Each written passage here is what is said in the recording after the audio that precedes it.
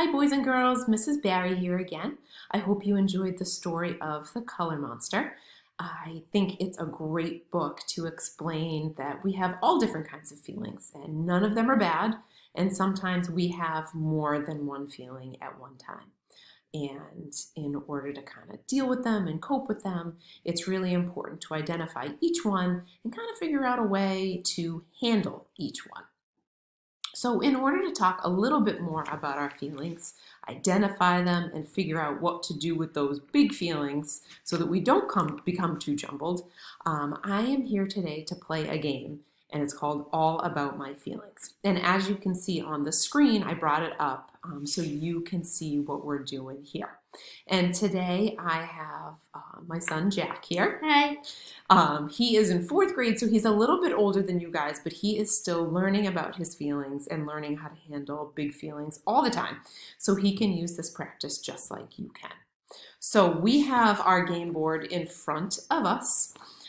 We have 1 dice and we have 2 game pieces. They are actually just from a different game, that we had in our house, and we're going to use them to play the game today. So Jack, what color are you going to be? I'll be red. Okay, so Jack is going to be red. I am going to be blue. We are down there on the start place.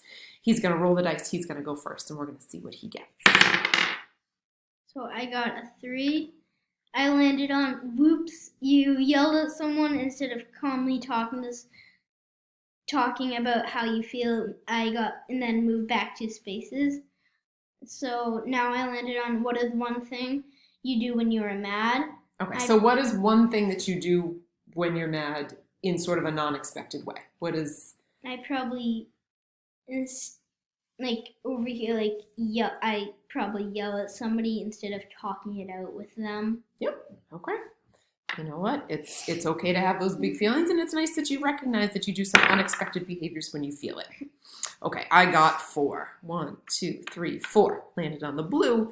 Name one person you can talk to about your feelings. Let's see. I feel like I have a lot of people in my life that I can talk to about my feelings. Me? You always help me. Yep. Yeah. And your dad helps me too when I have feelings that I need to talk about. Go ahead. Yeah, another 2, which was whoops. You yelled at somebody again, move back to space. Okay, so now instead of one thing that you do when you're mad in an unexpected way, what is something you can do when you're mad that helps you with that feeling? I could get a trusted adult, like a teacher at school or a parent, and help me talk it out. I like it. Great suggestion. Do you have a specific person at school that you'd like to talk to about these things? Probably my regular classroom teacher. Nice. I got a 1. What is one thing that makes you scared? Spiders.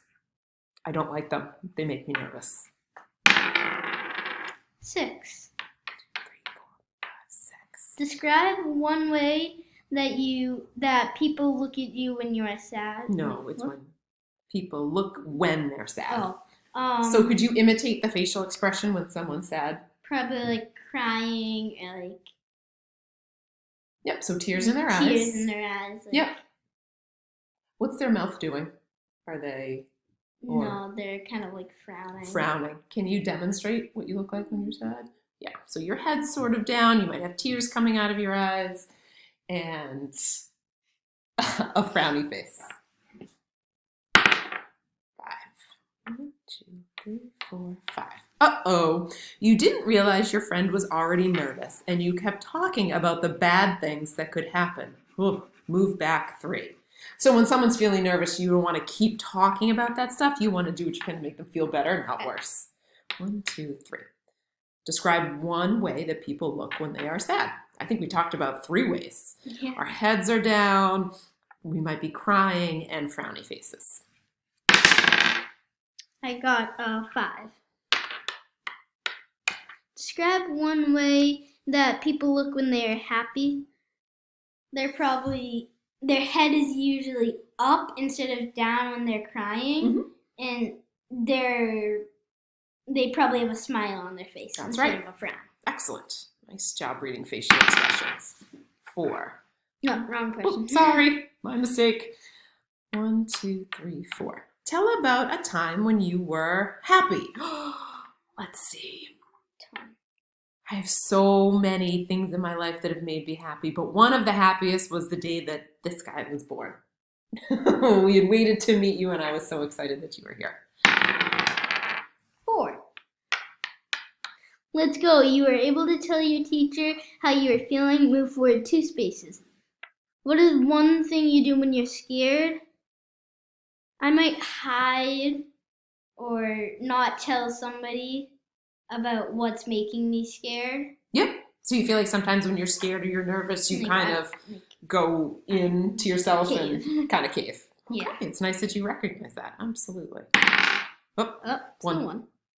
No, Uh-oh. That. Oh my gosh, he's here. Describe one way that people look when they're happy.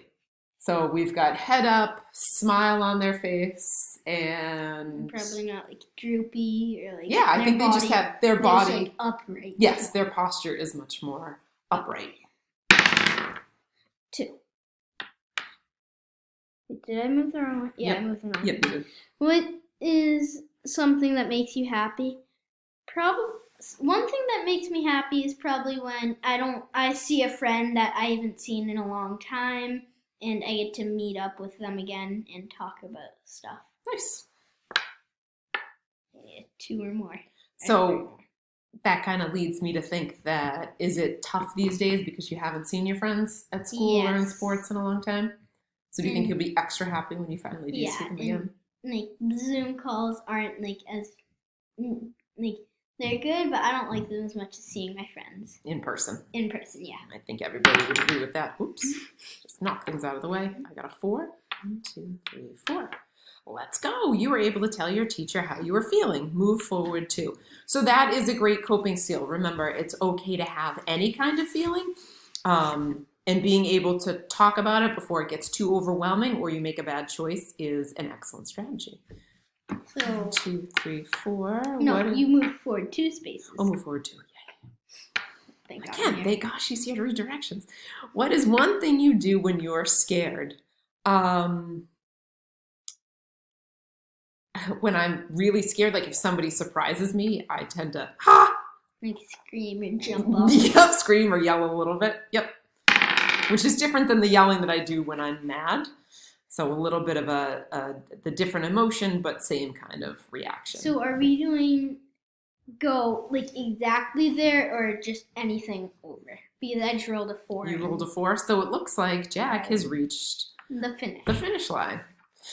So he beat going. me to it. Let's see if I can get there. And you just got 1, there. 2, 3, 4, 5. Oh my goodness. And she reached it. And I reached it too. So we both reached the finish, but we skipped a few along the way. Can I go back and ask you a few more questions? Okay. What is something that makes you sad?